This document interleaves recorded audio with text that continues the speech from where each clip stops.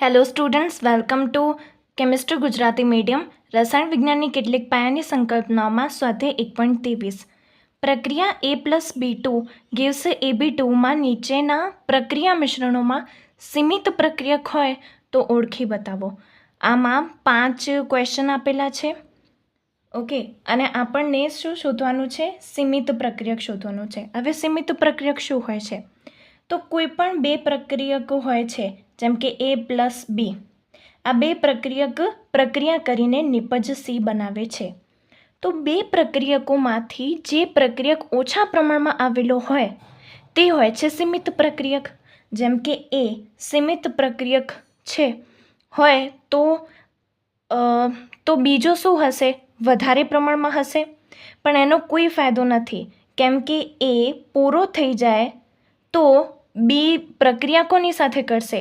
એટલે કે સીમિત પ્રક્રિયકને કારણે જે પ્રક્રિયા છે એ આગળ નથી વધતી અને નિપજનું પ્રમાણ થોડું થાય છે. એટલે કે આ જે છે એ પ્રક્રિયાને સીમિત બનાવી દે છે, માટે એને કહેવાય છે સીમિત પ્રક્રિયક. ઓકે, તો એક હશે સીમિત પ્રક્રિયક અને બીજો હશે વધારાનો પ્રક્રિયક. તો સૌથી પહેલો ક્વેશ્ચન છે કે એના 300 પરમાણુ હોય પ્લસ બીના 200 અણુ હોય તો આ બેમાંથી સીમિત પ્રક્રિયક કોણ હશે? તો દેખો, પ્રક્રિયા શું આપેલી છે? A+B2 gives AB2. હવે શું આ પ્રક્રિયક સંતુલિત છે? આ જે પ્રક્રિયા છે સંતુલિત છે? તો હા. કેમ કે એનો એક પરમાણુ છે પ્રક્રિયકમાં અને નિપજમાં પણ એક પરમાણુ છે, તો એ બેલેન્સ છે.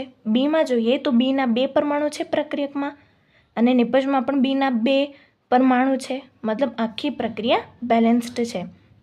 એટલે શું આપણે એમ કહી શકીએ અહીંયા એક છે, આ જે તત્વયોગમિતીય ગુણાંક છે એ બધાની આગળ એક છે, એટલે કે 1 મોલ એના છે, 1 મોલ બીના છે, તો 1 મોલ AB2 બને છે. રાઈટ? 1 મોલ બધાના છે. અને આ એ શું છે? પરમાણુ છે. B2 શું છે? અણુ છે. અને AB2 શું છે? સંયોજન છે. ઓકે, મતલબ કે એક એનો પરમાણુ બીના એક અણુ સાથે પ્રક્રિયા કરે છે અને એક AB2 બનાવે છે, એક સંયોજન બનાવે છે. ઓકે, તો એના 200 પરમાણુ હોય તો એ B2ના કેટલા અણુ સાથે પ્રક્રિયા કરશે? 200 અણુ સાથે.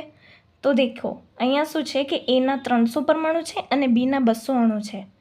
લખી દઈએ કે એના 300 પરમાણુ અને બીના કેટલા છે? 200 અણુ.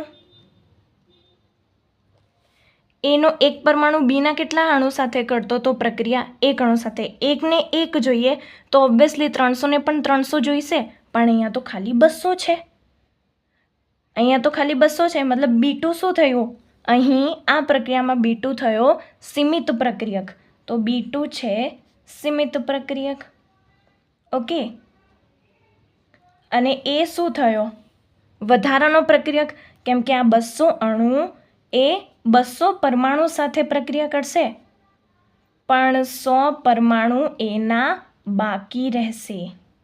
100 પરમાણુ બાકી રહેશે. ઓકે, સેમ આવી જ રીતે સેકન્ડ છે. પ્રક્રિયા છે A+B2 gives AB2. ઓકે, એટલે કે 1 મોલ A 1 મોલ B2 સાથે પ્રક્રિયા કરે છે અને 1 મોલ AB2 આપે છે. રાઈટ? તો 2 મોલ A છે, 2 મોલ A આપેલું છે, તો એના માટે B કેટલું જોઈશે? 2 મોલ જ જોઈશે. પણ અહીં કેટલા આપેલા છે? 3 મોલ. 3 મોલ આપેલા છે, એટલે કે આ જે B2ના 3 મોલ છે એ એના 3 મોલ સાથે પ્રક્રિયા કરશે, પણ અહીં તો 2 મોલ જ એ છે, એટલે કે સીમિત પ્રક્રિયક આ કેસમાં કયો થયો? એ થયો. તો એ છે સીમિત પ્રક્રિયક. સીમિત પ્રક્રિયક. તો B શું થયો? B2 એ વધારાનો પ્રક્રિયક થયો. એના 2 મોલ એ બીના 2 મોલ સાથે પ્રક્રિયા કરશે અને 1 મોલ બીનો બાકી રહેશે. ઓકે, ચલો થર્ડ. થર્ડમાં છે કે એના 100 પરમાણુ, બીના 100 અણુ. અને પ્રક્રિયા પરથી આપણને ખબર પડે છે કે એના 1 પરમાણુ એ બીના 1 અણુ સાથે પ્રક્રિયા કરે છે. અને આપણને આપેલું શું છે? એના 100 પરમાણુ. ઓકે, તો એ કોની સાથે પ્રક્રિયા કરશે? બીના 100 અણુ સાથે. અને આપેલા બી છે બીના 100 અણુ, મતલબ કે જેટલું જોઈતું હતું એટલા બંને છે. મતલબ અહીંયા કોઈ સીમિત પ્રક્રિયક નથી. નો સીમિત પ્રક્રિયક. અહીં કોઈ સીમિત પ્રક્રિયક નથી અને કોઈ વધારાનો પ્રક્રિયક બાકી બી નહીં રહેશે. બધું વપરાઈ જશે, રિએક્શન કમ્પ્લીટ થઈ જશે. ચલો ફોર્થ. પ્રક્રિયા પરથી આપણને ખબર પડે છે કે 1 મોલ એનો છે, 1 મોલ બીનો છે. 1 મોલ એ 1 મોલ B2 સાથે પ્રક્રિયા કરે છે. ઓકે, હવે ક્વેશ્ચનમાં આપેલું છે 5 મોલ એ. 5 મોલ એ, તો એ કોની સાથે પ્રક્રિયા કરશે? 5 મોલ B2 સાથે. પણ આપેલા કેટલા છે? 2.5 મોલ. 2.5 મોલ. તો અહીંયા શું થશે? એના 2.5 મોલ એ આના 2.5 મોલ સાથે પ્રક્રિયા કરી દેશે. અને આના જે એના જે 2.5 મોલ છે એ બાકી રહેશે. અને અહીંયા જે B2 છે એ છે સીમિત પ્રક્રિયક. B2 છે સીમિત પ્રક્રિયક, કેમ કે એના 5 મોલ માટે બીના પણ 5 મોલ જોઈતા હતા. Okay, next. પ્રક્રિયા પરથી 1 મોલ એ B2ના 1 મોલ સાથે પ્રક્રિયા કરે છે. ઓકે, અને આપણને ક્વેશ્ચનમાં એના કેટલા આપેલા છે મોલ?